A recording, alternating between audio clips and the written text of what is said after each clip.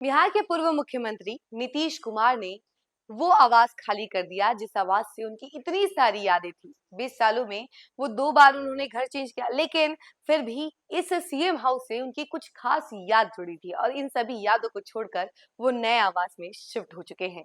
नमस्कार, न्यूज़ देख रहे हैं आप और मैं हूँ सानिया आपके साथ।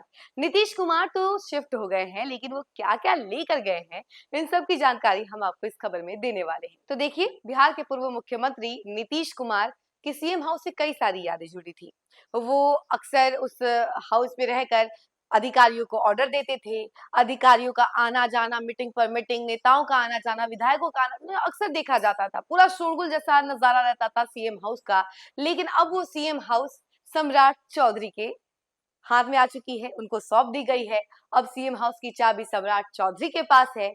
तो अब उस सीएम हाउस के मालिक सम्राट चौधरी हो गए हैं। पहले नीतीश कुमार हुआ करते थे, तो उनकी कई सारी यादें भी थी क्योंकि 20 साल तक उन्होंने इस सीएम की गद्दी पर राज किया है। ये वही सीएम हाउस है जिस हाउस के लिए एक समय में जीतन राम मांझी और पूर्व मुख्यमंत्री नीतीश कुमार के बीच लड़ाई तक हो गई थी। वो भी हम आपको बताएंगे जानकारी, लेकिन जो मेन बात है वो ये है कि अब नीतीश कुमार तो घर खाली कर चुके हैं, लेकिन वो क्या-क्या लेकर गए हैं नए घर में, वो सब हम आपको बताते हैं। बिहार के पूर्व मुख्यमंत्री नीतीश कुमार ने बुद्ध पूर्णिमा के अवसर पर शुक्रवार को मुख्यमंत्री का आधिकारिक आवास एक अने मार्ग खाली कर दिया।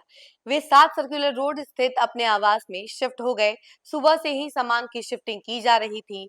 दोपहर में वे स्वयं भी पहुंच गए। नए आवास को फूलों से सजाया गया था, जहां बौद्ध भिक्षुओं ने विधि विधान से पूजा अर्चना की। इससे पहले भी आंशिक शिफ्टिंग की जा चुकी थी। शिफ्टिंग के दौरान प्लास्टिक कुर्सियां, किताबें, बुक शेल्फ, अलमारी, फाइलें और गमले जैसे सामान ट्रैक्टर के जरिए नए आवास तक पहुंचाए गए। बताया जाता है कि 7 सर्कुलर रोड स्थित यह बंगला नीतीश कुमार का पसंदीदा रहा है। वे पहले भी कई बार यहां आकर निरीक्षण कर चुके हैं। कुछ समय तक यहीं से कामकाज भी संचालित होता रहा। बंगले के लॉन में विशेष घास कोलकाता से मंगवा कर लगाई गई है। गौरतलब है कि नीतीश कुमार पहली बार 2006 में एक अने मार्ग स्थित मुख्यमंत्री आवास में आए थे। 2014 में लोकसभा चुनाव के बाद इस्तीफा देने पर वे इसी 7 सर्कुलर रोड बंगले में शिफ्ट हुए थे।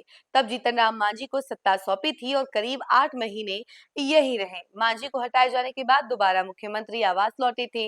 अब करीब 20 वर्षों में यह दूसरी बार है जब उन्होंने एक अने मार्ग छोड़ा है। वर्तमान में उनके आवास पर जेड प्लस सुरक्षा व्यवस्था तैनात है।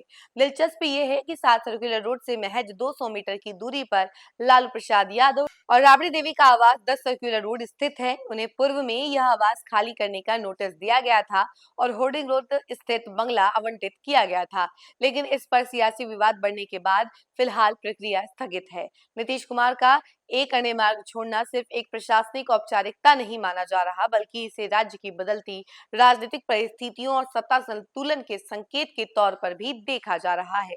तो हमने आपको बताया कि आखिर बिहार के पूर्व मुख्यमंत्री नीतीश कुमार अपने नए आवास में क्या-क्या लेकर गए हैं। खास बात यह है कि उन्होंने सबसे पहले अपनी किताबें, अपनी फाइलें आवास में पहुंचाई, उसके बाद बाकी सामान गए हैं। यानी सबसे इम्पोर्टेंट अगर नीतीश कुमार के लिए कुछ था तो वो था किताब, और इन किताबों के साथ वो काफी ज्यादा जुड़े हैं, तो इन किताबों को सबसे पहले उन्होंने भिजवाया। उसके बाद बाकी सारी सामान, फर्नीचर उस आवास में शिफ्ट हुए और उसके बाद पूर्व मुख्यमंत्री खुद उस आवास में दोपहर के समय पहुंचे थे और उसके बाद पूजा अर्चना की गई। बुद्ध पूर्णिमा का पावन अवसर था। इस दिन सारे बौद्ध भिक्षु को बुलाया गया था। पूरा आवास फूलों से सजाया गया था। जोरदार वेलकम हुआ, पूजा पाठ हुई, उसके बाद उन्होंने उस आवास में प्रवेश किया। तो हमने आपको बताया कि आखिर नीतीश कुमार ने क्या-क्या चीजें ली हैं और क्या-क्या चीजें उन्होंने शिफ्ट करवाई हैं सबसे पहले, और उनके लिए क्या-क्या चीज सबसे ज्यादा इंपॉर्टेंट था। इस खबर में फिलहाल के लिए इतना ही। ऐसी तमाम अपडेट के लिए जुड़े रहे हमसे और देखते रहे न्यूज़। धन्यवाद।